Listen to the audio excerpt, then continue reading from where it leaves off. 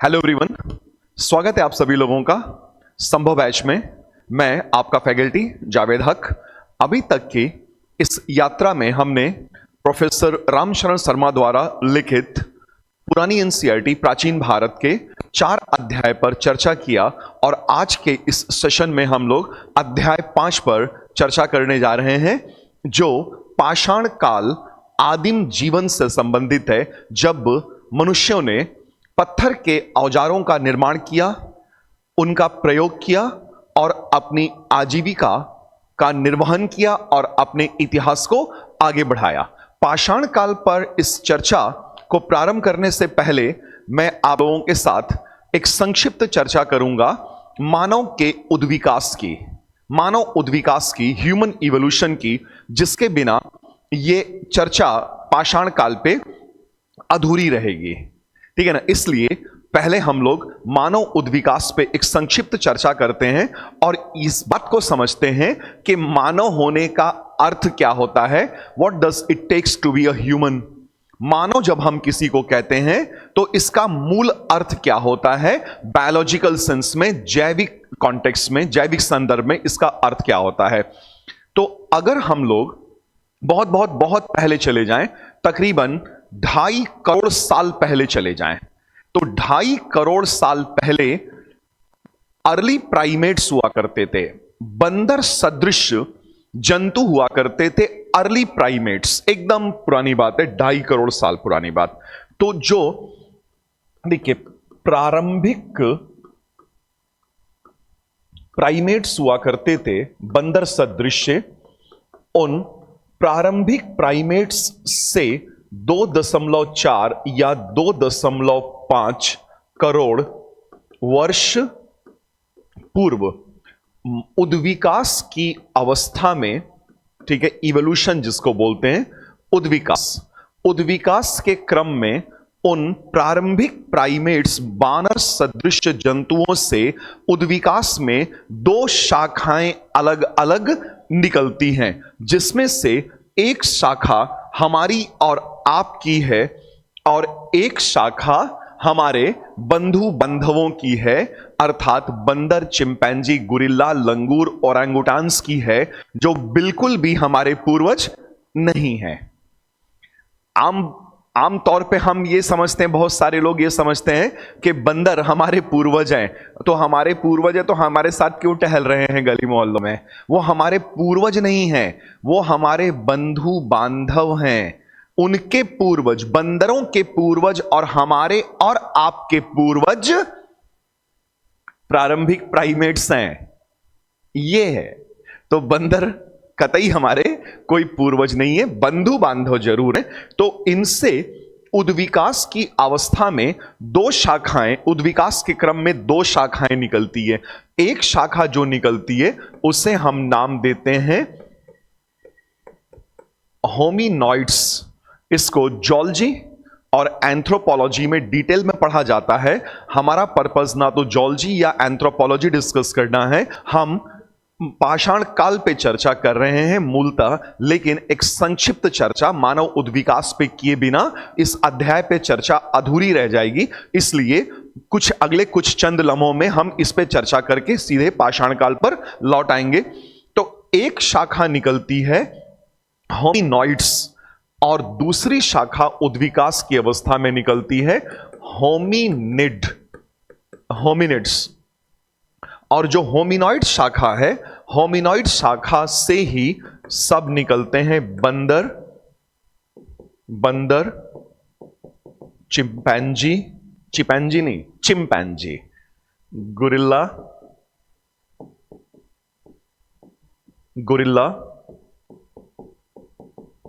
Orangutan, लंगूर, Rhesus बंदर, मकाका Rhesus बंदर जानते हैं, वो जिनके लाल रुधिर कणिकाओं पे RH फैक्टर की खोज हुई थी, बायोलॉजी में पढ़ते हैं ना। तो मकाका रीसस, वो हमारे गली मोहल्ले वाले बंदर, उनको मकाका रीसस मंकीज बोलते हैं। तो उनकी शाखा अलग है और हमारी और आपकी होमिनिड शाखा है, और होमिनिड शाखा में मानव आते हैं, मानव, मनुष्य, ह्यूमन, ठीक है ना। जिसको हम होमो कहते हैं, होमो होमो आते हैं। और होमिनिड्स वाली इस शाखा में होमो इरेक्टस, होमो हैबिलिस और होमो सेपियंस आते हैं। होमो इरेक्टस, होमो हैबिलिस और होमो सेपियंस। तो ये ही है, ये वाली ब्रांच है हमारी, होमो इरेक्टस, होमो हैबिलिस और होमो सेपियंस। होमो सेपियंस, इन तीनों में क्या आप बता सकते हैं, इन तीनों में पत्थर के औजारों का प्रयोग करने वाले, प्रस्तर औजारों का प्रयोग करने वाले कौन लोग थे? वो थे ये प्रस्तर औजार बनाकर उनका प्रयोग करना और जानवरों का शिकार करके अपनी आजीविका का संचालन करने वाले लोग थे होमो हैबिलिस। होमो हैबिलिस हमारे से पहले वाले, होमो हैबिलिस और होमो इरेक्टस। तो होमो इरेक्टस वो है जो 4 पैरों से यूं सीधे होके 2 पैरों पे आ गए, जिनका बैकबोन, कशेरुक दंड, वर्टिब्रल कॉलम हॉरिजॉन्टल से वर्टिकल हुआ और दोनों हाथ फ्री हो गए। जैसे ही दोनों हाथ फ्री होंगे, आदमी संस्कृति का विकास करना प्रारंभ करेगा, कुछ ना कुछ करेगा। और अभी ये देखिएगा कि होमिनॉइड शाखा और होमिनिड शाखा के बीच में क्या कुछ मूलभूत अंतर हैं, और कोई ऐसा भी था क्या 20 लाख 40 लाख साल पहले जिसमें कुछ चारित्रिक विशेषताएं होमिनॉइड्स की थी और कुछ चारित्रिक विशेषताएं होमिनिड्स की थी। कोई कॉमन लिंक है क्या? कोई कनेक्टिंग लिंक है, कोई कड़ी है जो इन दोनों को जोड़ती है? हां, है तो सही। आते हैं, देखिए, ये है वो शाखा जो हमारे पूर्वजों से निकली और एक हमारी शाखा है। तो ये होमिनॉइड शाखा है। मैंने आपको बोला कि इस होमिनॉइड शाखा में चिंपैंजी, गुरिल्ला, ओरंगुटान, लंगूर वगैरह सब आते हैं। ठीक है, इनमें कुछ लिमिटेशंस हैं, इनकी कुछ सीमाएं हैं। जैसे इनके मस्तिष्क का आकार, जो मस्तिष्क होता था ना, वो छोटा होता था और है दोनों। ठीक है, तो मस्तिष्क का छोटा आकार, इसको आप पढ़ते हैं बायोलॉजी में क्रेनियल कैपेसिटी। क्रेनियल कैपेसिटी, मुंडी देख रहे हैं, छोटी सी मुंडी है ये। तो brain size in comparison to body, brain size in comparison to body size appears to be too small, बहुत छोटा है। और हमारा ब्रेन साइज, मस्तिष्क का आकार, शरीर के आकार और भार की तुलना में ज्यादा है। हम लगभग दुगना होता है, लगभग पौने दुगना होता है। तो ये जो ना होमिनॉइड्स, तो होमिनॉइड्स में ना मस्तिष्क की क्षमता, जिसको क्रेनियल कैपेसिटी सीसी, ठीक है ना, क्रेनियल कैपेसिटी को सीसी में मेजर करते हैं, मापते हैं। तो क्रेनियल कैपेसिटी 800 सीसी है, क्यूबिक सेंटीमीटर, और हमारा इसका तकरीबन लगभग 2 गुना है। तो आप बुद्धिमत्ता का अंदाजा लगा सकते हैं इनकी तुलना में अपने आप को, और बहुत बुद्धिमान मान सकते हैं इनसे बहुत बुद्धिमान आप अपने आप को मान सकते हैं, जो होमिनॉइड्स हैं, होमिनॉइड्स। और अर्ली प्राइमेट्स से जो दूसरी शाखा निकलती है वो होमिनिड होती है। ठीक है, मैं आपको दिखाता हूं, देखिए, होमिनिड, ये होमिनिड शाखा है। तो एक शाखा होमिनॉइड है और दूसरी शाखा होमिनिड है। होमिनिड शाखा में ये हैं, ये हैं हमारे पूर्वज लोग, होमो इरेक्टस, और औजार बनाने वाले, यही तो पाषाण काल, औजार बनाने वाले homo habilis. Homo habilis the tool makers, वे होमो जो पत्थर के औजार पाषाण निर्मित औजार बनाते थे, शिकार करते थे और अपनी आजीविका चलाते थे।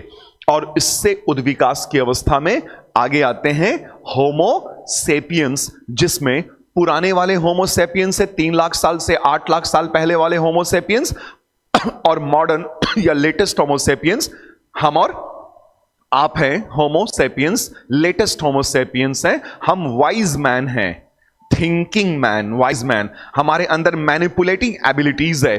तो सबसे पहले होमो में है इरेक्टस।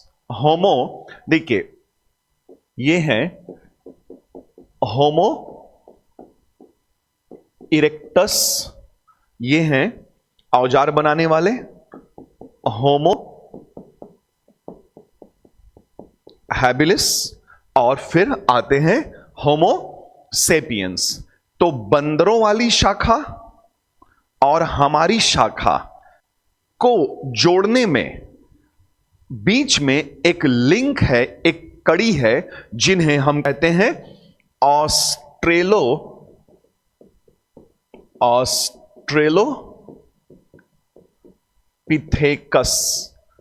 अफ्रेंसिस।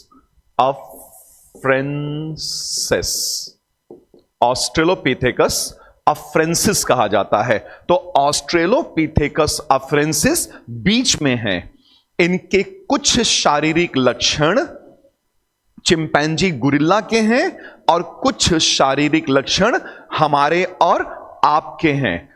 तो होमिनॉइड बंदरों वाली शाखा और होमिनिड हमारी और आपकी शाखा के बीच में एक कनेक्टिंग लिंक है, एक कड़ी है जो दोनों को जोड़ती है, और वो ये हैं ऑस्ट्रेलोपिथेकस अफरेंसिस हैं।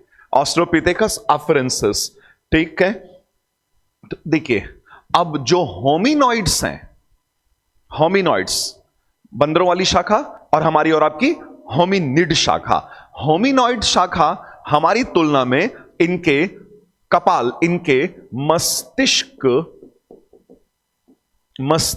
का आकार छोटा है, ठीक है ना। होमिनिड की तुलना में होमिनॉइड्स के मस्तिष्क का आकार छोटा है। ये 4 पैरों पर चलने वाले चतुष्पदी हुआ करते थे।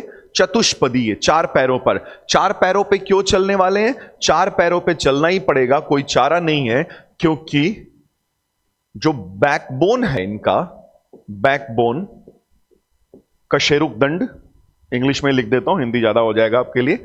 बैकबोन जो है ना, बैकबोन ये है क्षैतिज, हॉरिजॉन्टल बैकबोन है, क्षैतिज कशेरुक दंड।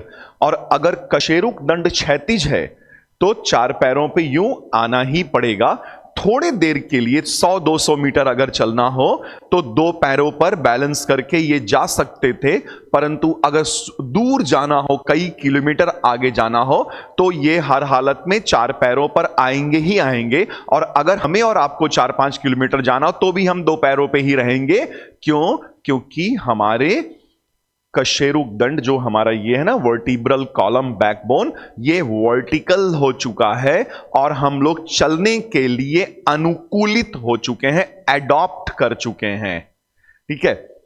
चतुष्पदी, ये होमिनॉइड्स पेड़ों पर रहते थे, पेड़ों पर चढ़ते उतरते, पेड़ों पर इनका निवास होता था, अपना रहते थे। तो पेड़ों पर चढ़ने उतरने के लिए, खासतौर पे ग्रेविटी के अगेंस्ट ऊपर चढ़ने के लिए, हाथ इनके बड़े मजबूत होते थे और लचीले, मांसपेशियां मजबूत, बड़ी मजबूत, और हाथ लंबे। आप देखिए चिंपैंजी, गुरिल्ला, ओरंग्स के हाथ घुटने तक पहुंच जाते हैं, वो लटकते हैं घुटने तक। हमारे और आपके नहीं, क्योंकि अब हम पेड़ों पे नहीं रह रहे हैं ना, ठीक है। इसलिए हाथों का आकार उतना मजबूत लचीला नहीं रह गया।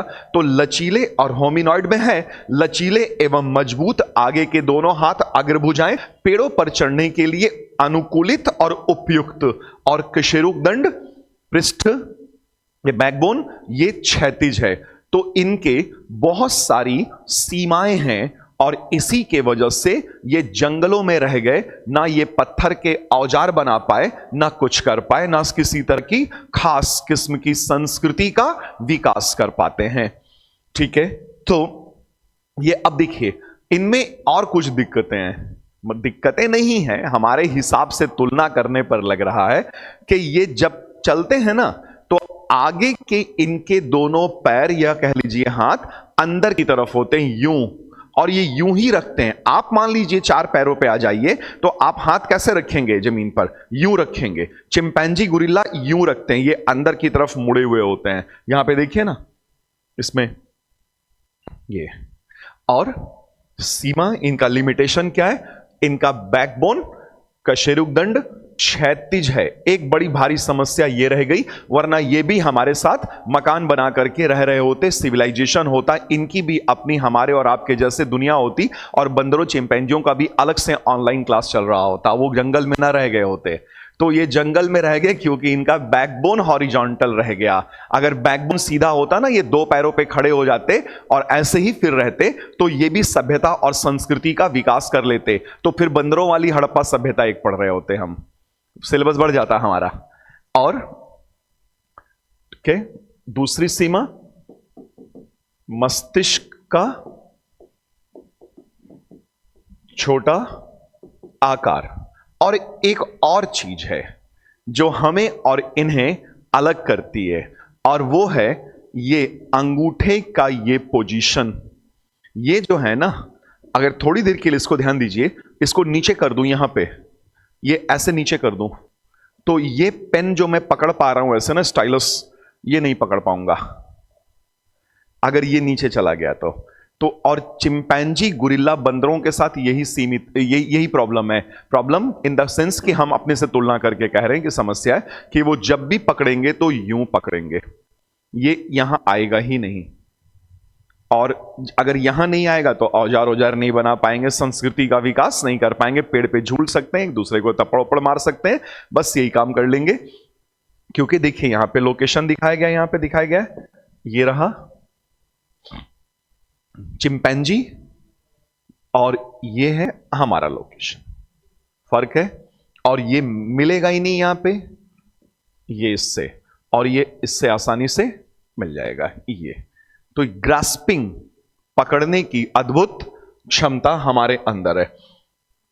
तो होमिनिड और होमिनॉइड, ठीक है, तो जो होमिनॉइड्स,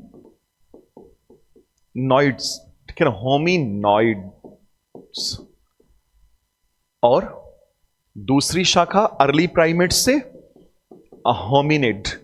होमिनॉइड और होमिनिड के बीच की जो कड़ी है, जो इन दोनों को जोड़ती है, और दोनों के कुछ कुछ चारित्रिक विशेषताएं उनमें थे, वे वही लोग थे जो अब नहीं है। 40 लाख साल पहले ये लोग थे ऑस्ट्रेलोपिथेकस, ऑस्ट्रेलोपिथेकस अफ्रेंसिस, जो आधे मानव थे और आधे चिंपैंजी गुरिल्ला थे।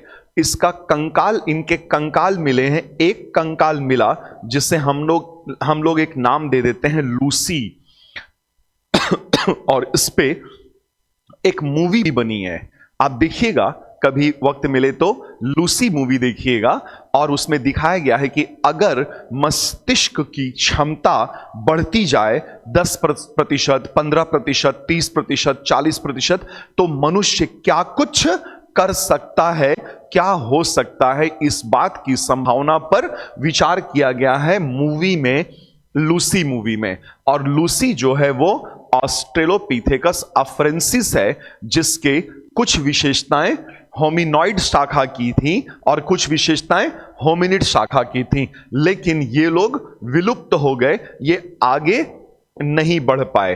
तो ये लोग 40 लाख साल पूर्व, 40 लाख वर्ष पूर्व के आसपास विलुप्त हो जाते हैं। और ये जो शाखा है ना होमिनिड, ये उद्विकास के क्रम में अभी भी जारी है विकास के क्रम में। और एक महत्वपूर्ण बात यह है कि जो होमिनिड थे ना, होमिनिड, इनके कंकाल शिवालिक की पहाड़ियों से मिले हैं। शिवालिक की पहाड़ियों से इनके कंकाल मिले हैं और उनका नामकरण बड़े ही रोचक तरीके से देवी देवताओं के नाम पर रख दिया गया। होमिनिड के कंकाल शिवालिक की पहाड़ियों से मिले हैं, जिनका नामकरण हमने अपने पूज्य देवी देवताओं के नाम पर रख दिया है, जैसे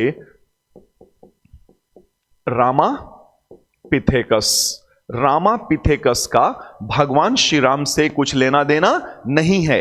ये होमिनिड के कंकाल हैं जिनका नामकरण किया गया है। रामापिथेकस शिवा पिथेकस व ब्रह्मा जी के नाम पर ब्रह्मा पिथेकस इनको बोलते हैं पूरा मिला जुला करके गॉड एप्स ऑफ शिवालिक की पहाड़ियों के गॉड एप्स, रामापिथेकस, शिवापिथेकस, ब्रह्मापिथेकस। तो ये लोग होमिनिड हैं। तो होमिनिड्स के कंकाल मिले शिवालिक की पहाड़ियों से, इनका नामकरण देवी देवताओं के नाम पर किया गया, रामा, शिवा और ब्रह्मा पिथेकस। अब ये होमिनॉइड्स वाली शाखा तो चिंपैंजी, गुरिल्ला, बंदरों वाली है, और ये शाखा हमारी है, होमिनिड वाली शाखा हमारी है। और बीच में जो कड़ी है वो ऑस्ट्रेलोपिथेकस अफ्रेंसिस थे 40 लाख साल पहले के आसपास, वो विलुप्त हो चुके और हमारी शाखा अभी भी उद्विकास की अवस्था में जारी है। देखिए, ये है होमिनॉइड चिंपैंजी का कंकाल और ये है आधुनिक मानव का कंकाल। तो ये चिंपैंजी का अस्थि पंजर है और ये होमो सेपियंस का है। ठीक है, आधुनिक मानव का है, होमो सेपियंस का। और बीच में जो है ये कनेक्टिंग लिंक है, कड़ी है, ऑस्ट्रेलोपिथेकस अफ्रेंसिस लूसी का कंकाल। ठीक है, तो ये बैकग्राउंड था। और इस बैकग्राउंड में एक चीज और देखिएगा कि जो होमो शाखा है, तो होमो शाखा में सबसे पहले जो 4 पैरों से 2 पैरों पर आए, पीठ जिनकी सीधी हुई, क्षैतिज से ऊर्ध्वाधर, वो थे होमो इरेक्टस।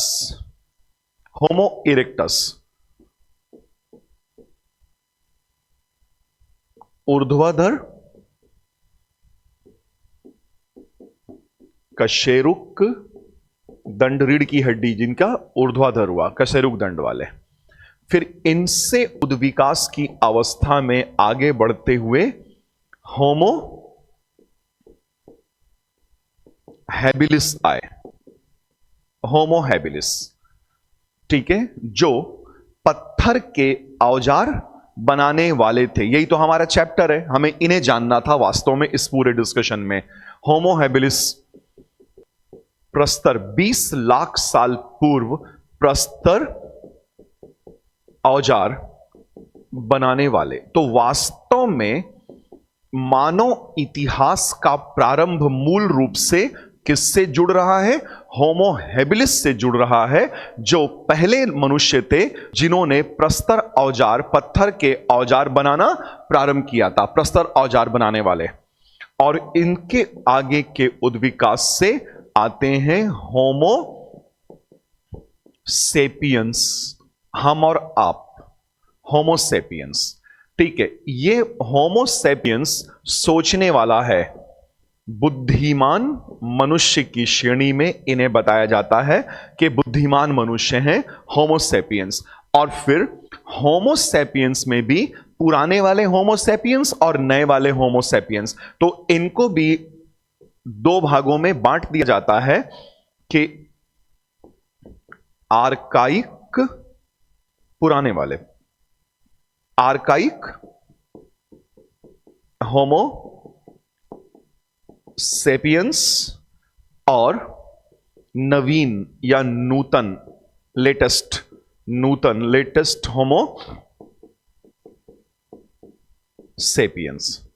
तो हमें इस चैप्टर में यही देखना है कि पिछले 20 लाख साल का मानव इतिहास जो है, मूलतः उसका अधिकांश भाग 90% से भी ज्यादा भाग, 95-94% से भी ज्यादा मानव इतिहास वो पाषाण काल से संबंधित है। और बहुत छोटा कालखंड जब हम पाषाण के औजारों से मुक्त हुए हैं, बहुत छोटा कालखंड है ये, मुश्किल से 7-8 हजार साल, 7,000-8 हजार साल पहले ही अभी हम पाषाण औजारों से मुक्त होना प्रारंभ किए थे। तो 20 लाख साल का मानव इतिहास में से 20 लाख में से आप अगर 6-7 हजार साल निकाल दें तो बाकी पीछे का पूरा इतिहास पाषाण काल का ही तो इतिहास रहा है।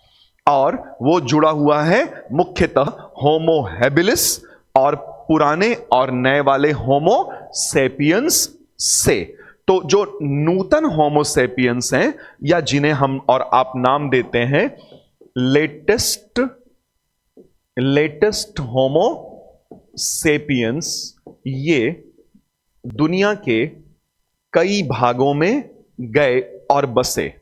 12,000 साल, 10-12,000 साल के पहले जब आइस एज हुआ करता था, चारों तरफ ज्यादातर जगहों पर बर्फ जमी होती थी। उस दुर्गम खतरनाक इलाकों में मौसम की मार झेलते हुए होमो सेपियंस कहां कहां जाकर के बसता है। बड़ा बड़ा संघर्षशील प्राणी है होमो सेपियंस, लेटेस्ट होमो सेपियंस।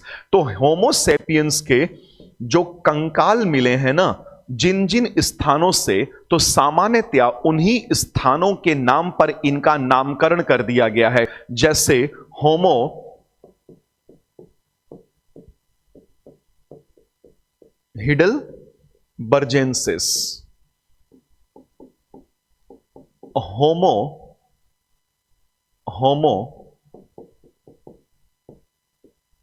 निएंडरथल्स, निएंडर घाटी, हिडलबर्ज के नाम पर होमो हिडलबर्जेंसिस, निएंडर घाटी से जो कंकाल मिला तो नाम रख दिया होमो निएंडरथल्स। और होमो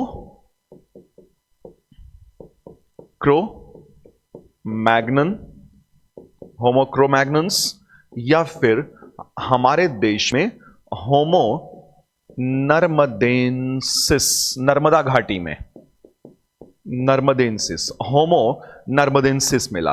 तो ये लोग लेटेस्ट वाले होमो सेपियंस है, वाइज मैन, लेटेस्ट एकदम। और इनमें इनका भी ज्यादातर इतिहास पाषाण युग से ही संबंधित रहा है। और इनको आए हुए अभी मुश्किल से 12-15 या 20 हजार साल हो रहा है, मुश्किल से, बमुश्किल 12-15 या 20 हजार साल के एक रेंज में लेते हैं इन्हें। और अब आ जाते हैं, देखिए, प्रस्तर काल में होमो सेपियंस पे। अब इसमें देखिएगा चर्चा है कि भारतीय प्रस्तर काल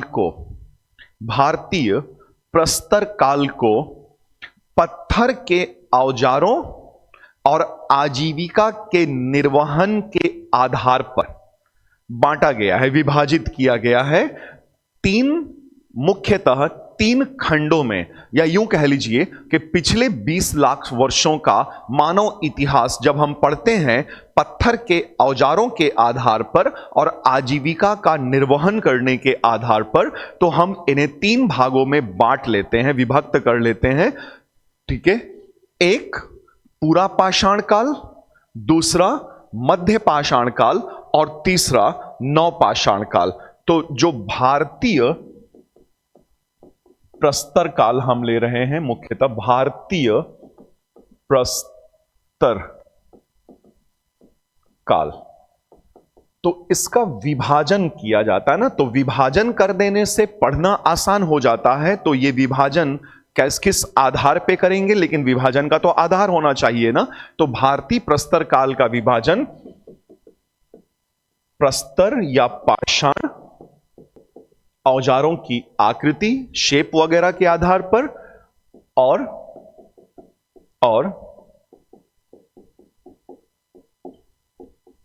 लाइवलीहुड पे, आजीविका के साधन के आधार पर हम विभक्त करते हैं। तो ये आधार लेते हैं और फिर विभाजित कर देते हैं पूरा पाषाण काल, ठीक है,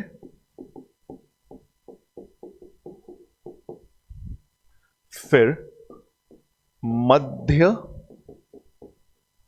पाषाण काल, जो बीच का पीरियड है, बहुत छोटा है, मुश्किल से 2000 साल का, ये मानव इतिहास का ये सिर्फ 2000 साल के आसपास का ही एक कालखंड है। सबसे बड़ा कालखंड ये है पूरा पाषाण काल, फिर मध्य पाषाण काल, और फिर ये आता है पिछले 8-10 वर्ष, 10,000 वर्षों का इतिहास, नव पाषाण काल, नव पाषाण काल, ठीक है। या इसे आप लिख सकते हैं, आपका मन होगा तो इंग्लिश फॉलो करिएगा, नहीं मन होगा नहीं फॉलो करिएगा, कोई दिक्कत नहीं है, बस लिख दिया ताकि जानकारी रहनी चाहिए ना, ठीक है, इससे कोई परहेज नहीं है हमें। पूरा पाषाण काल। अब मध्य पाषाण काल, ये 12,000 से 10,000 साल, 9,000 साल पुराना है, एक कालखंड मात्र 2,000 वर्षों का, क्योंकि संक्रमण काल है ना, तो ये दो के बीच में है, संक्रमण काल है। तो संक्रमण काल बहुत छोटा सा पीरियड है और ये पिछले 9-10 हजार वर्षों का इतिहास है। तो 20 लाख साल का मानव इतिहास मुख्यतः कब गुजरा? पूरा पाषाण काल में गुजरा।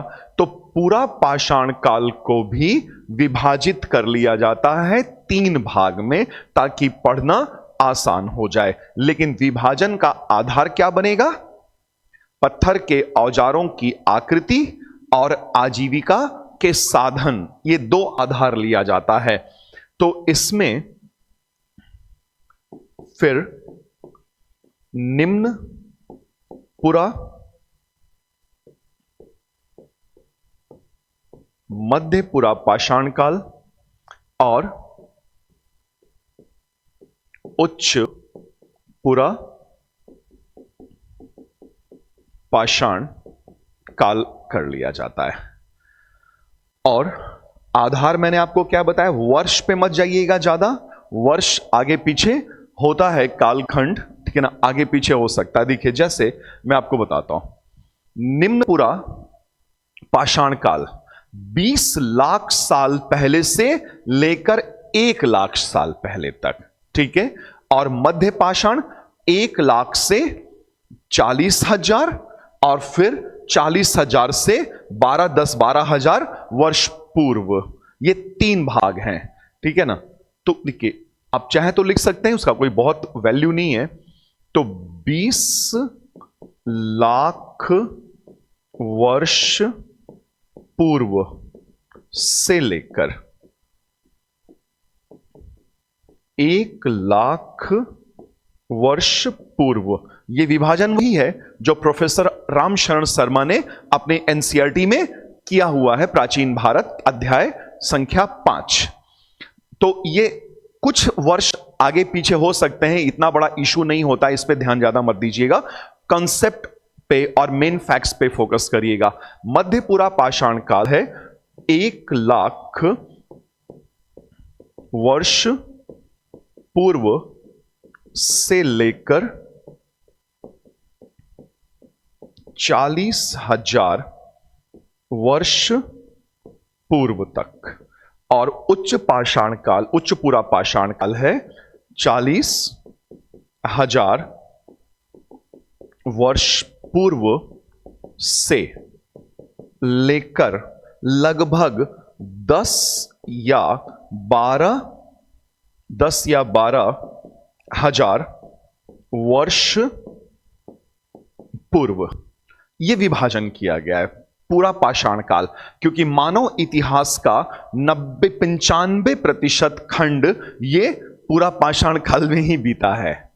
बहुत छोटा। अभी मानव इतिहास में ना हम और आप जो हैं बहुत छोटे पीरियड में जिए हैं। मुश्किल से 8,000 साल 9,000 साल पहले से ठीक ठाक जिंदगी जीना हम लोगों ने शुरू किया है। अभी तो पता नहीं कितनी यात्रा जर्नी तय करनी है। निम्नपुरा, मध्यपुरा, उच्चपुरा, फिर मध्य पाषाण काल आता है। ये नव पाषाण काल और पूरा पाषाण काल के बीच का एक संक्रमण काल है, और ये इसीलिए बहुत छोटा है। ये मुश्किल से 2000 साल के आसपास आएगा। तो ये पिछले 12 या 10,000 वर्ष पूर्व और 2000 तक, और फिर ये 10,000, एक 2000 साल आगे पीछे हो जा रहा है आराम से, 10,000 या 9,000 वर्ष पूर्व, हमारे से वर्ष पूर्व, ये नवपाषाण काल। तो इस तरह से विभाजन किया जाता है। लेकिन मैंने आपको बताया कि विभाजन का जो मुख्य आधार है वो है पत्थर के औजार, प्रस्तर औजार, पाषाण औजार। और देखिए जैसे यहां पर 3 अलग अलग प्रकार के औजार दिखाए गए हैं। ये बड़े वाले हैं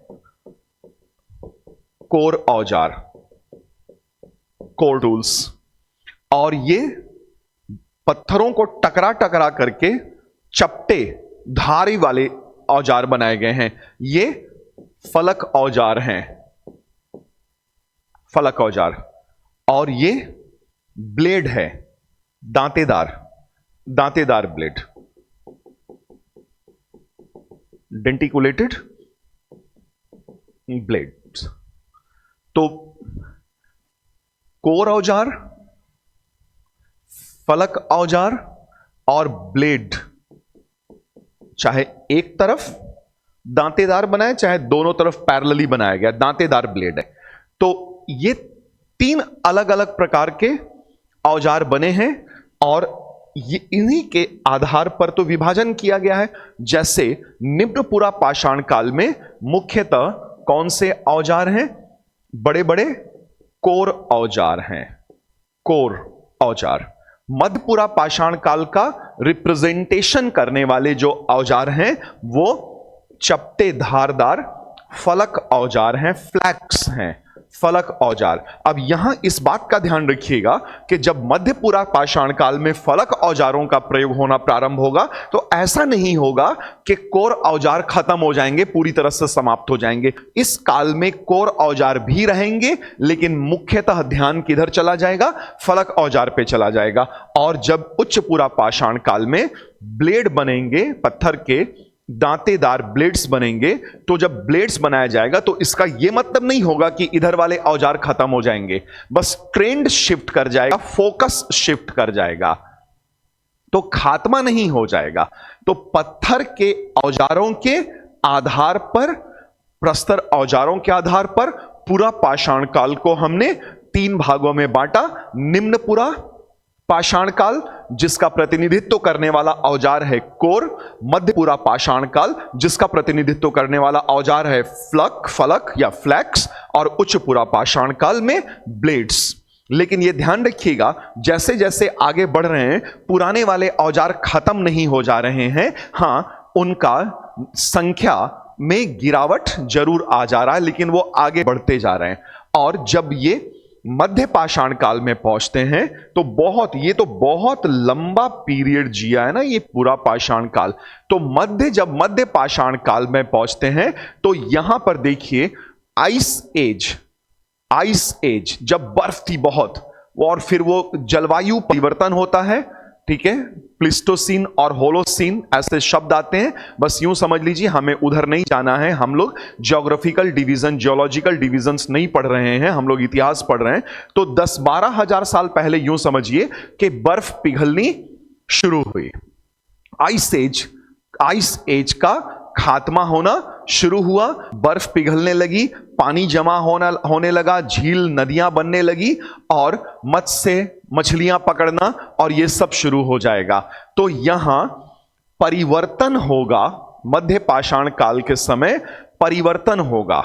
जलवायु परिवर्तन हुआ और खान पान की पद्धति में भी परिवर्तन होगा, तो मध्य पाषाण काल तक आते आते पत्थर के औजार बदल चुके होंगे और ये सूक्ष्म छोटे हो जाएंगे।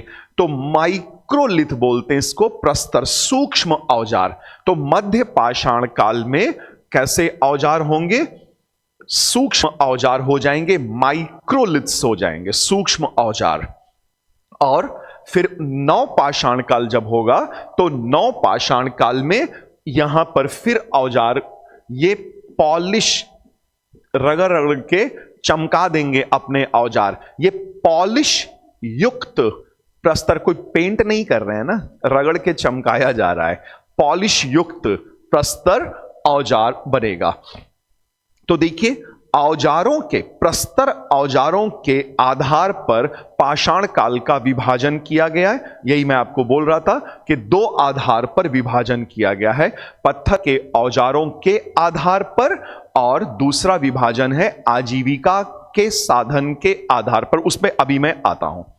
तो यहां समझिए, पाषाण, पूरा पाषाण काल में निम्न मध्य उच्च पूरा पाषाण काल, निम्न पूरा पाषाण काल कोर, मध्य पूरा पाषाण काल में फलक और उच्च पूरा पाषाण काल में ब्लेड्स।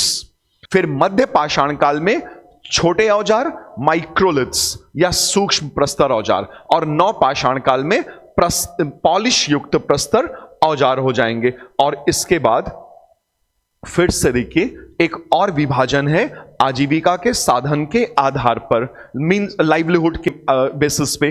तो ये जो आप चाहें तो लिखिएगा और इसका नोट्स आप जरूर बना लीजिएगा, मैं भी लिखता रह रहा हूं, आप चाहें तो साथ ही साथ लिख सकते हैं या बाद में भी लिख सकते हैं, जैसा आपको ठीक लगे आपके समय और सुविधा के अनुसार। बाकी हम आपके लिए पूरी तरह से समर्पित हैं, जो कुछ भी हमसे हो पा रहा है हम लोग, आप पूरा इंस्टीट्यूशन आपके साथ आपके लिए खड़ा है। तो अब देखिए, आजीविका के आधार पर, आजीविका के आधार पर भी विभाजन किया गया। जैसे एक विभाजन है पूरा पाषाण, वही विभाजन वही है, पूरा पाषाण, फिर मध्य पाषाण और नव पाषाण काल। नव पाषाण, पूरा पाषाण काल में मनुष्य होमो जो है, होमो हैबिलिस से शुरू कर रहे हैं, ध्यान रखिएगा, होमो हैबिलिस, आर्काइक होमो सेपियंस और लेटेस्ट होमो सेपियंस। तो पूरा पाषाण में यहां पर मनुष्य हंटर है, शिकारी व खाद्य संग्राहक है, इकट्ठा कर रहा है, हंटर्स एंड फूड गैदरर्स। ठीक है, शिकारी एवं खाद्य संग्राहक है, उत्पादक नहीं, खेती नहीं हो रही है, कृषि कर्म का पूर्णतया अभाव है। जो भी होगा इनके पास जंगली किस्म के कंदमूल, फल या जो भी अनाज भी इन केस अगर होगा, जो कि इस काल में तो एटलीस्ट नहीं ही है, और इन केस अगर अनाज है भी तो सब कुछ जंगली किस्म का है, जंगली किस्म का। तो शिकारी व खाद्य संग्राहक, मध्य पाषाण काल में आकर के बदलाव आता है, और यहां पे देखिए शिकारी तो रहेंगे ही रहेंगे, शिकारी प्लस खाद्य संग्राहक भी हैं, लेकिन अब यहां पर देखिए पशुओं को पालने का साक्ष्य मिल रहा है। पशुपालन पूरा पाषाण काल में नहीं मिल रहा है, लेकिन यहां पर बहुत अति सीमित स्तर पर, अति सीमित स्तर पर पशुओं को पालने, पशुपालन के अति सीमित स्तर पर पशुपालन के साक्ष्य मिल रहे हैं। तो ये अब यहां देखिए चेंज हो रहा है, ये लोग हैं शिकारी, खाद्य संग्राहक, हंटर्स हैं, गैदरर्स हैं, प्लस हर्डर्स हैं, हर्डर्स पशुपालक, पशुपालक। तो शिकारी, खाद्य संग्राहक और पशुपालक। बदला ना, इसमें एक चीज एडिशन हो गया, पशुपालन, यद्यपि कि अति सीमित स्तर पे है लेकिन है पशुपालन। और फिर नवपाषाण काल में ऐसा नहीं है कि शिकार बंद हो जाएगा, शिकारी भी हैं, अभी भी खाद्य इकट्ठा कर रहे हैं जंगल वंगल से, खाद्य संग्राहक भी हैं, प्लस पशु पालक भी हैं, परंतु एक चीज और जुड़ जाएगा और वो होगा कृषि कर्म। कृषि कर्म होगा। क्या ये तीन, देखिए, तो एक विभाजन हमने किस आधार पर कर दिया? पत्थर के औजारों के आकार प्रकार आकृतियों के आधार पर कर दिया। और एक विभाजन कर दिया हमने आजीविका के साधनों के आधार पर भी। तो इसमें एड ऑन होता रहा ना, शिकारी व खाद्य संग्राहक है, एड ऑन हो रहा है इसमें क्या? पशुपालन, और यहां एड ऑन हो रहा है कृषि कर्म है। यह है मोटा मोटी विभाजन, समझने के लिए अपने मानव इतिहास को और पाषाण काल को। तो प्रस्तर औजार ये देखा आपने, ठीक है। फिर ये आजीविका का निर्वहन मैंने आपको बताया, पाषाण काल, और ये पहले से भी लिखा हुआ है, मैंने भी लिख दिया, ठीक है, रिवीजन ही हो जाएगा। पूरा पाषाण काल, और ये भी मेरा ही लिखा हुआ है, ठीक है ना, राइटिंग देखिए। पूरा पाषाण काल में शिकारी व खाद्य संग्राहक हैं, तो यहां पे फोटो भी लगा दिया ताकि और अच्छे से हमें बातें समझ में आ जाएं। दूसरे में मध्य पाषाण काल है, जहां शिकारी खाद्य संग्राहक के साथ साथ अति सीमित स्तर पर पशुओं के पालने के साक्ष्य हमें मिल रहे हैं। यहां पर नो पशुपालन, नो एनिमल कैटल रियरिंग यहां पे नहीं है, कुछ भी नहीं है।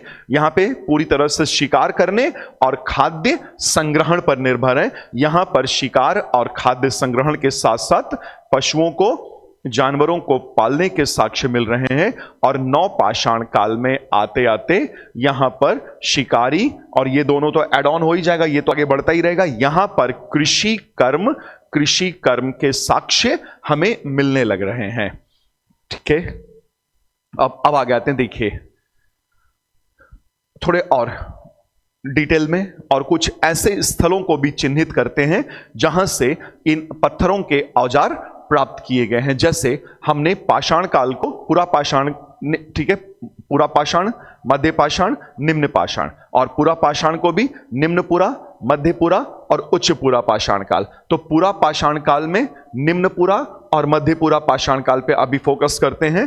तो निम्न पुरा पाषाण स्थल, देखिए भारतीय उपमहाद्वीप के लगभग ये औजार ना, जो कोर औजार हैं, कोर, निम्न पुरा पाषाण काल में तो कोर औजार है, तो इधर वाले यहां वाले पार्ट में ना जो कोर औजार मिले हैं, कोर टूल्स, ये भारतीय उपमहाद्वीप के लगभग सभी हिस्सों से पाए गए हैं।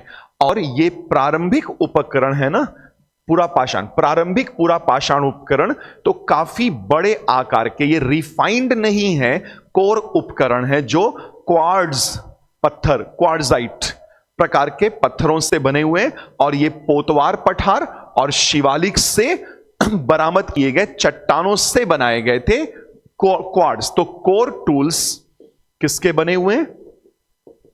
क्वार्ट्ज के बने हुए। ये जो दिख रहे हैं थोड़ा ज्यादा रिफाइंड है, इतना अच्छा नहीं रहा होगा, ठीक है ना। ये इमेज क्रिएट किया है ग्राफिक्स से मैंने, ठीक है ना, इतना बढ़िया नहीं रहा होगा, लेकिन इसे कहते हैं हैंड एक्स, और ये रहा ब्लेड्स, हैंड एक्स और ब्लेड। तो कोर टूल क्वार्ट्ज के बने। राजस्थान में एक गांव है साबरमती गांव, वो अहमदाबाद वाला साबरमती आश्रम नहीं, राजस्थान का एक गांव है साबरमती, जिसमें तीनों के निम्नपुरा, मध्यपुरा और उच्चपुरा पाषाण काल के उपकरण पाए गए हैं। मतलब ये साबरमती जो है ना, इनका साबरमती जो गांव है, यहां से हमें बहुत लंबा मानव इतिहास का साक्ष्य मिल रहा है, पूरा लगभग मानव इतिहास। तो निम्नपुरा पाषाण काल के कोर उपकरण, मध्यपुरा पाषाण काल के फ्लैक्स और उच्चपुरा पाषाण काल के ब्लेड्स, ये तीनों मिल जा रहे हैं साबरमती गांव से ही मिल जा रहे हैं, तीनों प्रकार के उपकरण। तो यहां से कोर प्लस फलक औजार और साथ ही साथ तीनों तीनों चरण के मिल जा रहे हैं। और लेकिन सबसे, यह स्थल ध्यान रखिएगा, सबसे शानदार खोज जो हुई है वो मध्य प्रदेश के भोपाल के पास अवस्थित 50-45 किलोमीटर दूर होगा, भीमबेटका से मिली है। भीमबेटका, और साउथ इंडिया में अत्तिरपक्कम से प्राप्त किए गए। भीमबेटका में कम से कम 642 गुफाएं, 642 गुफाएं, रॉक शेल्टर्स बोलते हैं, शैल आश्रय, शैल गुफाएं, शैल आश्रय, ऐसी गुफाएं जिनमें मनुष्य रहा करता था। और उनमें से 400 के आसपास की गुफाओं में दीवारों पर चित्रण मिले हैं। ठीक है ना, दीवारों पर चित्रण मिले हैं, लेकिन वो चित्रण मध्यपूरा पाषाण काल के, मीजोलिथिक, बल्कि मीजोलिथिक के हैं, ठीक है, मीजोलिथिक पीरियड के, मध्य पाषाण काल के हैं। तो साबरमती गांव राजस्थान का, और सबसे शानदार खोज औजारों से संबंधित भीमबेटका और अत्तिरपक्कम से आई।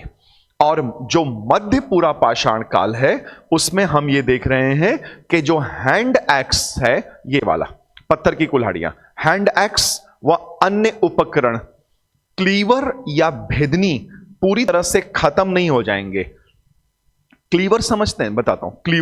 क्लीवर मतलब होता है कोच कोच के कुछ निकालना। जैसे ये है ना नुकीला ऐसे, तो अब मान लीजिए इनके पास क्या है ना, हड्डी, अस्थि, तो मांस खाए, मांस खत्म हो गया, अब क्या खाएं, खत्म हो रहा है खाना, तो अब ये हड्डी के अंदर ना बोन मैरो होता है, अस्थि मज्जा होता है, तो ये क्लीवर ऐसे कोच कोच के अस्थि मज्जा निकाल के खा जाया करते थे। यहां तक हम ऐसे ही पहुंचे हैं, ठीक है ना।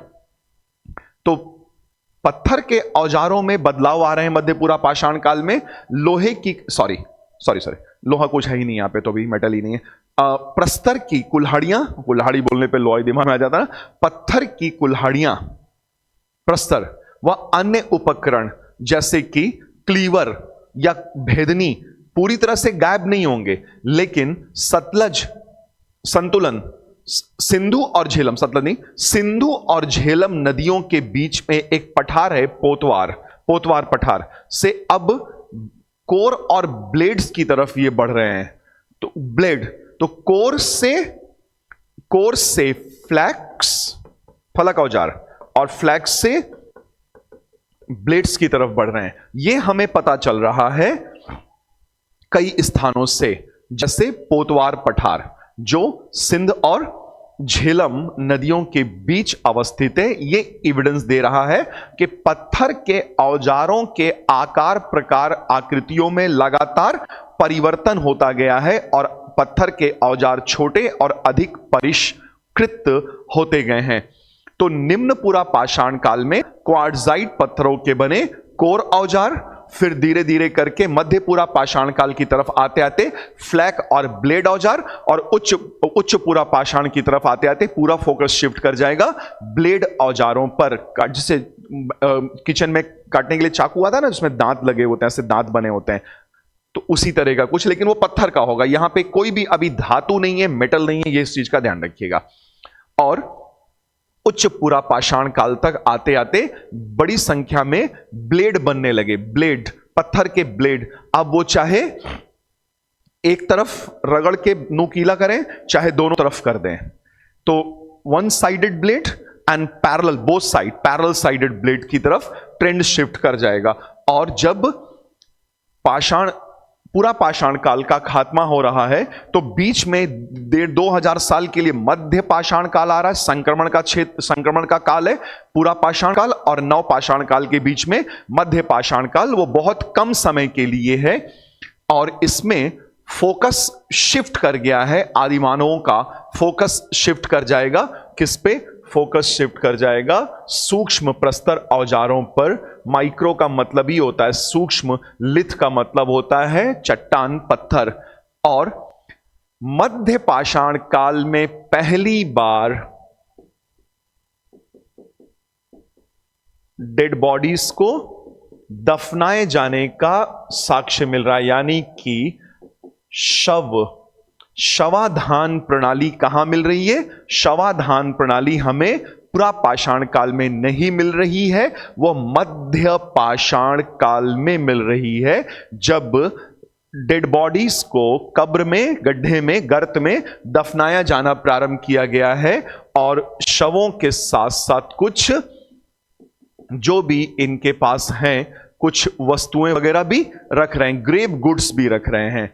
लेकिन मेन जो बात है वो ये है कि सूक्ष्म आकार के, छोटे आकार के प्रस्तर औजार पर फोकस शिफ्ट कर गया है। सूक्ष्म आकार के प्रस्तर औजारों की तरफ फोकस शिफ्ट कर गया है।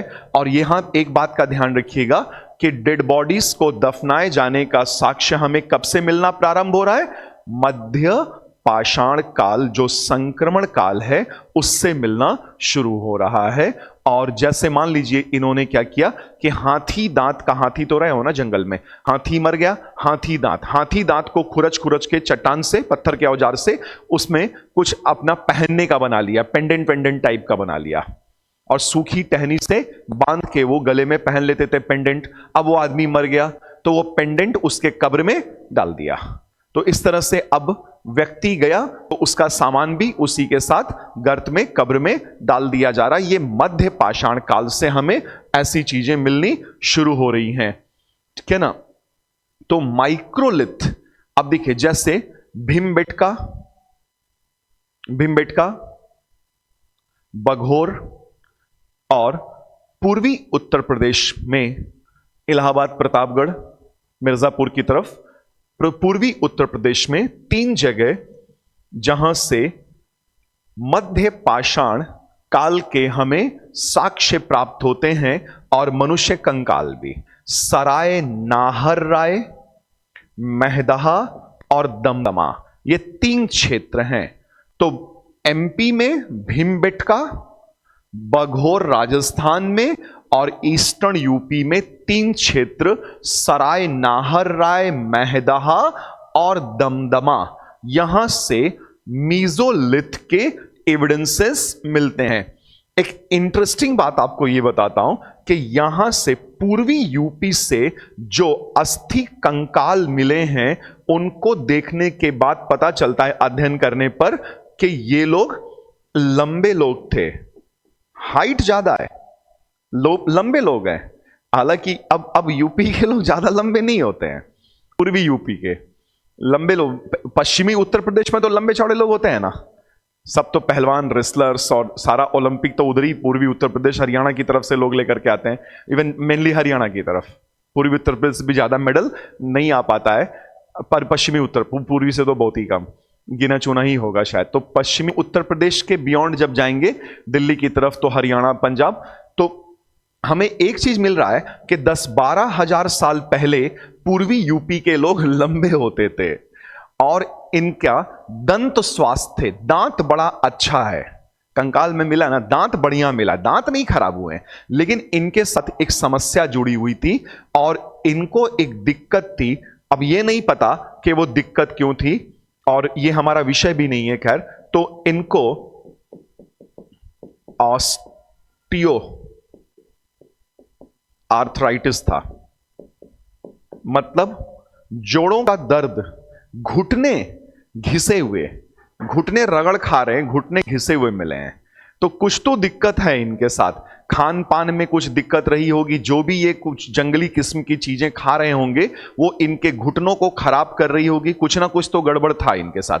दांत बड़ा अच्छा मिला है, मतलब मंजन वंजन, दातून, नीम शायद कुछ करते रहे होंगे, तो दांत बढ़िया है इनका, चमकदार दांत, लेकिन घुटने घिसे हुए मिल रहे हैं, और हाइट ज्यादा है। तो सराय नाहर राय, महदहा और दमदमा, फिर राजस्थान में बघोर, और मध्य प्रदेश में भीमबेटका जैसे स्थल से हमें मध्य पाषाण युग के साक्ष्य मिल रहे हैं, वही माइक्रोलिथ मिल रहे हैं, छोटे छोटे उपकरण मिल रहे हैं। गुजरात में भी मिले हैं ये छोटे उपकरण मध्य पाषाण काल वाले। गुजरात में एक जगह लंघनाज, और इधर बिहार यूपी के बॉर्डर पे कैमूर की पहाड़ियां, वहां से मिल रहे हैं। अब ये शिकार करते मध्य पाषाण काल में, संग्रहण करते थे, लेकिन मैंने अभी आपको बताया था कि शिकार और संग्रहण के साथ ही साथ मध्य पाषाण काल में सीमित स्तर पर पशु पालन के साक्ष्य भी मिल रहे हैं। सीमित स्तर पे ही सही, लेकिन पशुपालन के साक्ष्य मिलने लगे हैं। तो देखिए, पशुओं को घरेलू बनाए जाने का प्रारंभ हो चुका है। तो जाहिर सी बात है, किन पशुओं को घरेलू बनाएंगे? जो सीधे साधे बेचारे जानवर होंगे, भेड़ बकरियां। तो भेड़ बकरियां मनुष्य के चपेट में आ जाएंगी और उनको घरेलू बना के उनका पालन शुरू कर दिया जाएगा। तो अब एक इंटरेस्टिंग बात यह देखिए कि मध्य पाषाण काल में ना अभी बर्तन नहीं बन रहे मिट्टी के, लेकिन एक आध दो जगह से मिट्टी के बर्तन मिलना, मिट्टी के बर्तन बनाए जाने का और उनका एविडेंस, उनका साक्ष्य हमें मिल रहा है। देखिए, जैसे मैंने आपको बताया ना, गुजरात में एक जगह लंघनाज, गुजरात में, गुजरात का लंघनाज और कैमूर, ठीक है, कैमूर, यहां से दोनों जगहों से हमें मिलना शुरू हो जा रहा है मृद भांड, मिट्टी के बर्तन, मृद भांड का साक्ष्य मिल रहा है, हालांकि बहुत सीमित है। तो मिट्टी, ज्यादातर मध्य पाषाण युगीन स्थलों से मिट्टी के बर्तन अनुपस्थित हैं, लेकिन लंघनाज गुजरात में और कैमूर ईस्टर्न यूपी और वेस्टर्न बिहार की तरफ में, वहां से हमें मिल रहे हैं। ठीक है, ये मेसोलिथिक है। और फिर ये साइट्स हैं, आर्कियोलॉजिकल साइट्स हैं, ठीक है, ये प्रीलिम्स एग्जामिनेशन में पूछा जाता है। और ये एनसीईआरटी का मैप है, आपको एनसीईआरटी रामशरण शर्मा चैप्टर 5 में मिलेगा। और इन केस अगर वहां नहीं भी मिलता तो ये नई वाली एनसीईआरटी में मिल जाएगा, कक्षा 12वीं की भाग 3 में। ठीक है, और फिर नव पाषाण काल नव पाषाण काल। और अब यहां के आगे लोग किधर बढ़ गए? खाद्य उत्पादन की ओर। तो शिकार तो चल ही रहा है, वो नहीं बंद हो रहा है। उसके साथ साथ खाद्य संग्रहण, जंगलों से निकालना खान पान के सामान, और उसके अलावा पशुपालन। और अब पशुपालन के साथ साथ कृषि कर्म का प्रारंभ हो रहा है। तो नव पाषाण काल में जो बेहद महत्वपूर्ण बात रही है वो कृषि कर्म प्लस फायर, अग्नि को बार बार जलाने की तकनीक। तो दुनिया का पहला कृषि गांव लगभग 10,000 साल पहले उभरा। ठीक है, पश्चिमी एशिया में गेहूं और जौ की खेती का एक प्रारंभिक केंद्र था। पश्चिम एशिया, जहां गेहूं और जौ की खेती प्रारंभ होती है। यह स्थल जॉर्डन, ईरान, तुर्की जैसे क्षेत्रों में, और जानवरों का पहला वर्चस्व यही था। ठीक है ना, जानवर, पशुपालन हो रहा है ढेर सारा, बड़े पैमाने पे पशुपालन, लेकिन पशुपालन के साथ साथ कृषि कर्म भी अब प्रारंभ हो चुका है। और अगर हम भारतीय उपमहाद्वीप की बात करें तो मेहरगढ़ एक स्थल है, मेहरगढ़, जो फिलहाल पाकिस्तान के बलूचिस्तान में है। मेहरगढ़ की खुदाई हुई है, मेहरगढ़ का उत्खनन। ये तो इमेज है, 3D इमेज है, ये ग्राफिक्स है, ठीक है, ये ओरिजिनल नहीं है, ये तो बस समझाने के लिए ले लिया, ग्राफिक्स बनाया। तो मेहरगढ़ में खुदाई से देखिए जौ और गेहूं की खेती के साक्ष्य मिल रहे हैं, और भेड़ बकरी मवेशियों के पालतू होने के प्रमाण, डोमेस्टिकेशन, उनको पाले जाने के प्रमाण मिल रहे हैं। मेहरगढ़ में आपको बताता हूं, देखिए ये मेहरगढ़ है, ओरिजिनल, मूल उत्खनित स्थल। मेहरगढ़ वो है जो हमें नव पाषाण काल से एविडेंस दे रहा है ताम्र पाषाण काल की ओर बढ़ने का।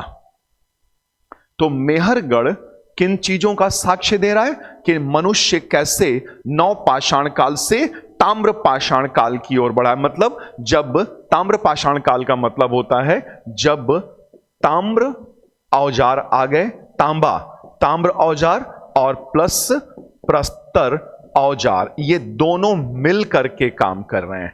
तांबे के औजार और पत्थर के औजार। और तांबा पहली धातु है जिसका प्रयोग मनुष्य ने किया था।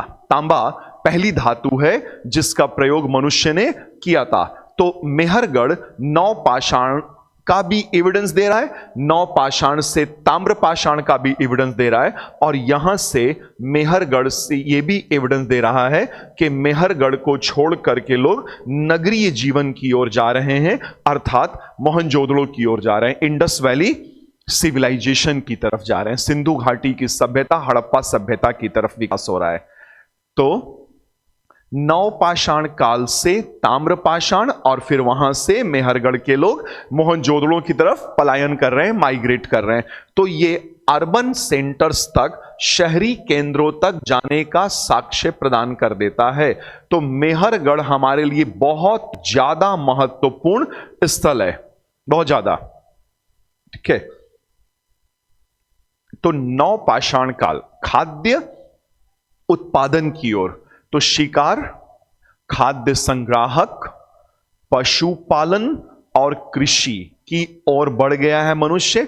पश्चिमी एशिया से भी, जॉर्डन, ईरान, टर्की से खेती और जानवरों के साक्ष्य मिल रहे हैं।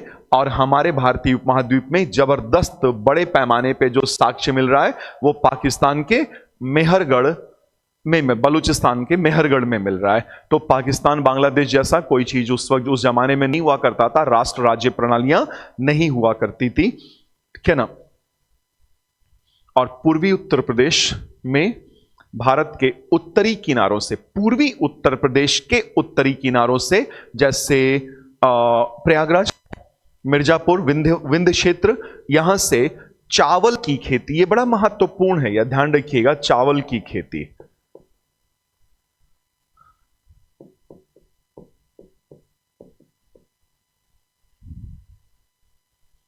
के समान रूप से साक्ष्य मिल रहे हैं। तो मेहरगढ़ तो बलूचिस्तान में हो गया, नॉर्थ वेस्ट। तो नॉर्थ वेस्ट में इतनी बारिश नहीं होती कि चावल के साक्ष्य मिलेंगे, और पूर्वी उत्तर प्रदेश में बारिश की मात्रा उत्तर पश्चिम भारत की तुलना में अधिक है। तो चूंकि बारिश की मात्रा, वर्षा की मात्रा अधिक है, तो चावल की खेती कुछ ना कुछ अति सीमित पैमाने पर ही सही, लेकिन हो जरूर जाएगी। और इसीलिए चावल की खेती का साक्ष्य हमें उत्तर पश्चिमी भारत से ना मिलकर के कोल्डिहवा से मिल रहा है, ठीक है ना, पूर्वी उत्तर प्रदेश। और ये घास फूस के मकान बना करके, रीड, कच्ची मिट्टी और मिट्टी को सुखा करके ईंट बनाना, पत्थर का इस्तेमाल करके, और ये मकान बना ले रहे हैं, मकान में रह रहे हैं। अब नव पाषाण युग को क्रांति का दर्जा दिया जाता है कि बहुत बड़े बड़े पैमाने पर परिवर्तन हुए नव पाषाण काल में। तो औजारों में क्या परिवर्तन आया? औजारों में यह परिवर्तन आया, पत्थर के औजारों में, कि अब ये लोग पत्थर के औजार कैसे इस्तेमाल कर रहे हैं? पॉलिश युक्त प्रस्तर औजार, मतलब औजारों को रगड़ रगड़ के चमकाया जा रहा है, और चमकदार बढ़िया पत्थर के औजार। खाद्य उत्पादन का प्रारंभ हो चुका है, बाकी तीन चीजों के साथ, शिकारी, खाद्य संग्रहण, पशुपालन के साथ ही साथ कृषि कर्म, यानी कि खाद्य उत्पादन। और अभी हमने डिस्कस किया थोड़ी देर पहले कि मध्य पाषाण काल से मिट्टी के बर्तन नहीं मिल रहे हैं, सिवाय दो स्थलों के, ठीक है, गुजरात में लंघनाज और कैमूर से। लेकिन नव पाषाण काल में बड़ी संख्या में न केवल मृदभांड बनने लगेंगे, बल्कि मृदभांडों में इनोवेशन भी दिखाई देगा, मृदभांडों में नवाचार भी दिखाई देगा। इन्वेंशन, पॉटरी, मिट्टी के बर्तन अलग अलग प्रकार से, और उन मिट्टी के बर्तनों पर पीपल के वृक्ष की पत्तियां बनाना, मछली बना देना, ये सब चीज आने लगेगा। सजा रहे हैं मिट्टी के बर्तनों को, नवाचार। और अब जैसे जैसे नवपाषाण काल बढ़ता जाएगा, अब मनुष्य बजाय एक स्थान पे रहने के कई स्थानों की ओर गमन करेगा।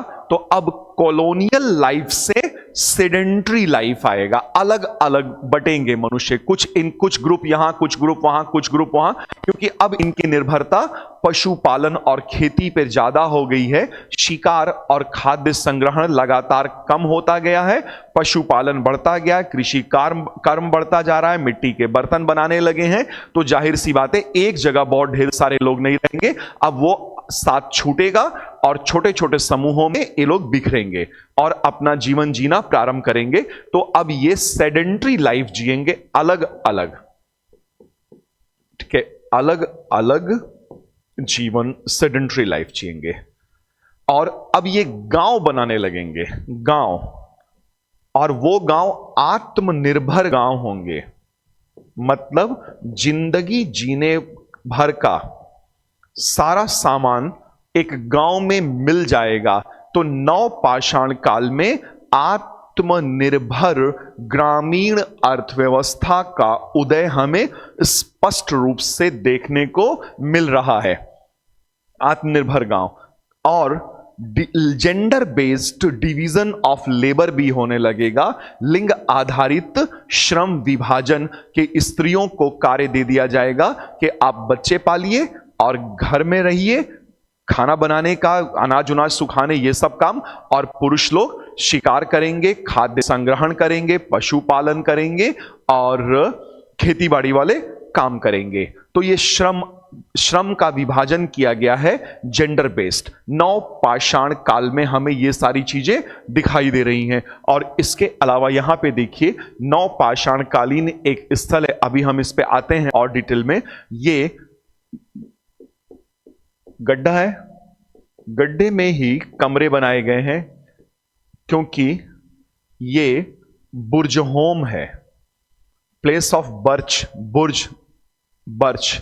Place of birch, Burj home, Kashmir, Srinagar से 20 किलोमीटर के आसपास है, ठीक है ना। तो यहां चूंकि बहुत ज्यादा ठंड होती है ना, बहुत ज्यादा ठंड है, कश्मीर है भाई, बहुत ज्यादा ठंड हो रही है, तो मकान बजाय ऊपर बनाने के सतह के, जमीन पर, नीचे बना लो गड्ढे में, गर्म रहेगा।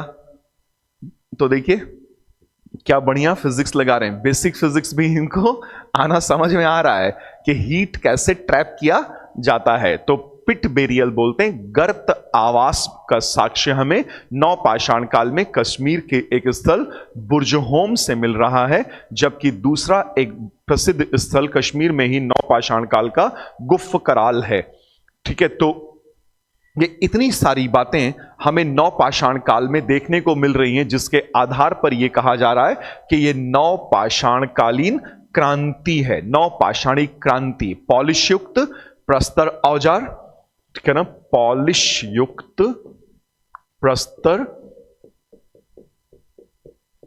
औजार, खाद्य उत्पादन का प्रारंभ, मृदभांडों में नवाचार, अलग अलग जीवन, आत्मनिर्भर होते जा रहे हैं गांव, लिंग आधारित श्रम विभाजन। और अब देखिए यहां पर क्या हुआ है, कुछ फैक्ट्स हमने कलेक्ट किए हैं एनसीईआरटी को ही बेस बना करके, कि नवपाषाण काल के भारत में 3 प्रमुख क्षेत्र पाए गए हैं। 3 प्रमुख क्षेत्र नवपाषाण काल में। कश्मीर घाटी के उत्तर में श्रीनगर के पास, अभी मैंने आपको बताया बुर्ज होम, बुर्ज होता है, बर्च होता है, बर्च पेड़ होता है, बर्च ट्री, उसी से बना हुआ है बुर्ज होम। तो कश्मीर घाटी के उत्तर में श्रीनगर के पास बुर्ज होम नामक स्थल, वहां मैंने अभी आपको बताया गड्ढे में मकान बना रहे हैं, ऊपर सतह पे नहीं ला रहे हैं। तो गर्त आवास, इसी को बोलते हैं पिट बेरियल, सॉरी बेरियल नहीं, ठीक है ना, बेरियल तो शवाधान होता है, ये गर्त, एक मिनट जरूर रुकिएगा, यहां पे एक एरर है, बेरियल नहीं होगा, ये हाउसेस। बेरियल मतलब ना डेड बॉडी को दफनाने से होता है, तो यहां पे थोड़ा सा एक एरर, इसको ठीक कर लेंगे हम। पिट हाउसेस है, मुझको स्ट्राइक किया कि कुछ लगा कि कुछ हुआ। ठीक है ना। तो कश्मीर घाटी के उत्तर में श्रीनगर के पास बुर्ज होम नामक स्थल है। यहां गर्त आवास के साक्ष्य मिल रहे हैं। ये बुर्ज होम वाले लोग शिकारी हैं, लेकिन खेती वेती के साक्ष्य नहीं मिल रहे हैं। इतना बर्फ है, कहां खेती करेंगे। और मत्स्य मछलियां पकड़ के अपनी आजीविका चला ले रहे हैं, खान पान हो जा रहा है। तो कुछ शिकार करके और कुछ मछलियां पकड़ के आजीविका चला ले रहे हैं। क्योंकि अभी ना तो ये कृषि, इतनी ज्यादा भीषण ठंड होगी, ना तो कृषि कर पाएंगे और ना ही बुर्ज होम के लोग पशु पालन कर पा रहे हैं। हां, इनके औजार जो हैं, पत्थर वाले औजार, शिकार वाले औजार, वो चमकदार हैं, चमका के रखा हुआ है। ठीक है ना। मतलब इमोशनल अटैचमेंट हो रहा है औजारों से, पत्थरों के औजारों से इमोशनल अटैचमेंट, कि हम घिस घिस के चमका के रखेंगे। और साथ ही साथ हड्डियों के औजार, ये बड़ा इंटरेस्टिंग है। देखिए, हड्डियों के औजार, तो कश्मीर घाटी के बुर्ज होम में जो मानव हैं वो पत्थर के औजारों के साथ साथ हड्डियों के औजारों का भी प्रयोग कर रहे हैं। जबकि एक एविडेंस बड़ा इंटरेस्टिंग है कि मनुष्य और कुत्तों के इमोशनल बॉन्डेज को दिखा रहा है कि एक मनुष्य, एक कब्र में एक मनुष्य दफन है और उसके साथ साथ कुत्ता भी दफन है। तो जाहिर सी बात है उसका प्रिय पेट रहा होगा जिसको दफना दिया होगा। तो एक ये बड़ी खास बात मिल रही है। और नवपाषाणकालीन एक दूसरा क्षेत्र है गोदावरी नदी के दक्षिण में। गोदावरी के दक्षिण में ग्रेनाइट की चट्टानों के ऊपर, तो आप एक देखिए ना, पूरा साउथ इंडिया, दरअसल जो पेनिसुलर इंडिया है वो अधिकांश मामलों में ग्रेनाइट की चट्टानें ही हैं। तो ग्रेनाइट चट्टानों के ऊपर बसावट की गई है गोदावरी के दक्षिण में। यहां पर पत्थर के ब्लेड्स, वो अभी हमने डिस्कस किया, पशुपालन के साक्ष्य मिल रहे हैं गोदावरी के दक्षिण में, और भेड़ बकरियों का पालन। महत्वपूर्ण बात यह भी है कि गोदावरी के दक्षिण में जो ग्रेनाइट की चट्टानों पर आवास बसाए गए, बसावट बसाई गई है, वहां से अनाज पीसने के लिए पत्थर की चक्की मिल रही है। चक्की, भोजपुरी में इसको गांव में जाता बोलते हैं। अब आपके यहां क्या बोलते हैं? वो दो पत्थर होते हैं गोल गोल, ऊपर वाले पत्थर पे हैंडल लगा होता है लकड़ी का, ठोक के उसको चलाए, उसी में एक छोटा सा छेद होता है, उसमें अनाज डालते रहिए। नीचे का पार्ट फिक्स होता है, नीचे का पत्थर गोल गोल फिक्स होता है, ऊपर वाला मूवेबल होता है, हैंडल पकड़ के चलाइए और बीच बीच में उसमें होल बना होता है, उसमें अनाज डालते रहिए तो पिसता रहता है। ठीक है। तो ये महत्वपूर्ण है। गोदावरी के दक्षिण में जाता मिल रहा है, आटा या जो भी पीसते होंगे, आटा बनाने के लिए दाल पीस रहे होंगे, जो भी। और तीसरा क्षेत्र है जहां से नवपाषाणकालीन महत्वपूर्ण साक्ष्य हमें उपलब्ध हो पा रहे हैं, वो असम की पहाड़ियों के क्षेत्र में और मेघालय में गारो की पहाड़ियां, यहां से भी हमें महत्वपूर्ण साक्ष्य भारतीय उपमहाद्वीप में नवपाषाण काल के प्राप्त होते हैं। इन तीन क्षेत्रों के अतिरिक्त उत्तर प्रदेश में जैसे मिर्जापुर और प्रयागराज, इलाहाबाद, क्या ना, तो पुरानी एनसीईआरटी में इलाहाबाद ही होगा क्योंकि तो 1999 संस्करण वाली एनसीईआरटी ना प्रोफेसर रामशरण शर्मा की, और 2007 में डिसकंटिन्यू करके नई एनसीईआरटीज आ गई हैं।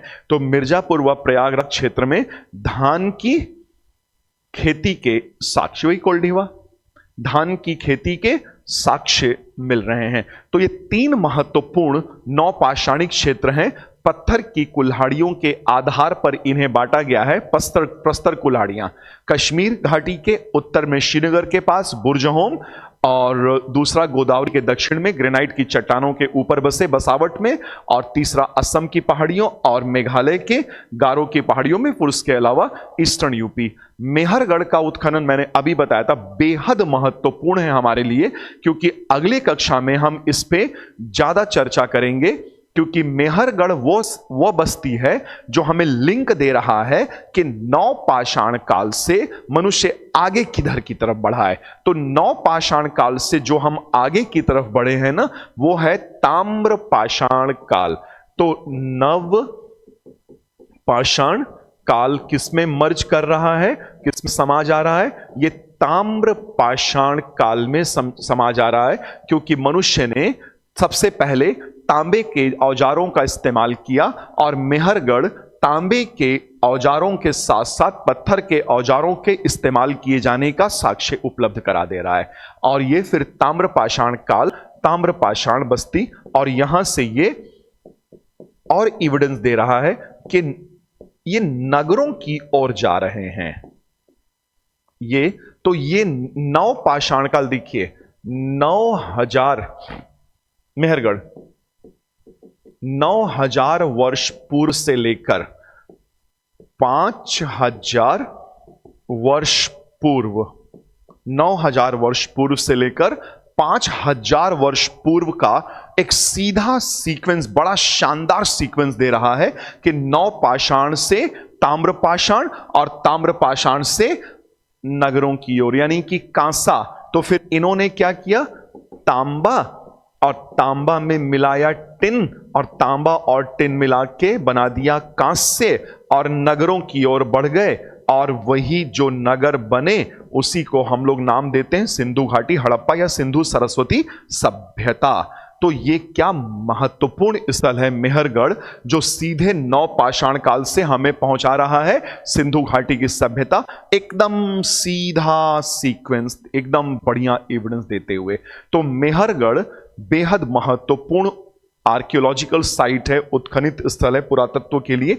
और जो कुछ भी मेहरगढ़ में मिल रहा है ना, देखिए जैसे ये मातृ देवी की मूर्ति, ये मिट्टी का बर्तन, ये सब आपको आगे चलकर हड़प्पा सभ्यता के नगरों में मिलेंगे। ऐसे ही मिलते जुलते सामान वहां पे मिलेंगे। तो ये मेहरगढ़ का उत्खनन है और बेहद महत्वपूर्ण है। इसके आगे अभी के हम किधर चले जाएंगे, पाषाण काल से अब हम आगे की ओर जब गमन करेंगे, आगे की ओर बढ़ेंगे, तो हम चले जाएंगे ताम्र पाषाण काल में, चैल्कोलिथिक कल्चर्स में। वो गांव जहां के लोग पत्थर के औजारों के साथ ही साथ तांबे के औजारों का प्रयोग किया करते थे, तांबे के औजारों का प्रयोग किया करते थे, और इसीलिए उन्हें ताम्रपाषाणिक देशी ग्रामीण संस्कृतियां कहा जाता है। तो स्टोन एज के बाद, पाषाण काल, आदिम जीवन के बाद ताम्र पाषाणिक संस्कृतियों पर हमारा अगला डिस्कशन, अगला सेशन केंद्रित होगा। तो ये एग्जामिनेशन के पॉइंट ऑफ व्यू से तो बहुत इंपॉर्टेंट नहीं है, क्योंकि UPSC civil services examination pre हो या मेंस, इस टॉपिक से सवाल आमतौर पे कभी कभार बना देती है, अदरवाइज नहीं बनता है। लेकिन मानव इतिहास को समझना और आगे सिंधु घाटी सभ्यता को समझने के लिए ये जो सीक्वेंस दे रहा है ना, ये सीक्वेंस बेहद महत्वपूर्ण है। ये हमें समझना होता है, क्योंकि ये नहीं पढ़ेंगे तो आगे का सीक्वेंस बहुत प्रॉपर तरीके से कनेक्ट नहीं हो पाएगा। ठीक है, तो ये आपने पढ़ा पाषाण युग, आदिम जीवन, एक चर्चा, विस्तृत चर्चा थी ये। ठीक है, तो इसको अच्छे से पढ़िएगा, नोट्स बना लीजिएगा। मैंने सारा कुछ लिखा, ऑलरेडी लिखा भी हुआ है, रोक रोक के पॉज करके आप नोट्स बना लीजिए, बड़े अच्छे से इसको रिवीजन कर लीजिएगा। आगे के सेशन में, नेक्स्ट लेक्चर में हम लोग अपनी चर्चा आगे बढ़ाएंगे। तो अब आगे की चर्चा किस पे होगी, ताम्रपाषाण काल पे होगी, और उसके बाद की चर्चा नगरों की ओर होगी, यानी कि सिंधु घाटी की, हड़प्पा की सभ्यता पे होगी। ठीक है, तो बहुत बहुत शुक्रिया, थैंक यू सो मच, आप लोगों ने ये सेशन अटेंड किया। मैं धन्यवाद देता हूं आप लोगों को। ठीक है, फिर चलिए नेक्स्ट सेशन में हम लोग दोबारा मिलेंगे। तब तक के लिए थैंक यू सो मच, ख्याल रखिएगा आप अपना।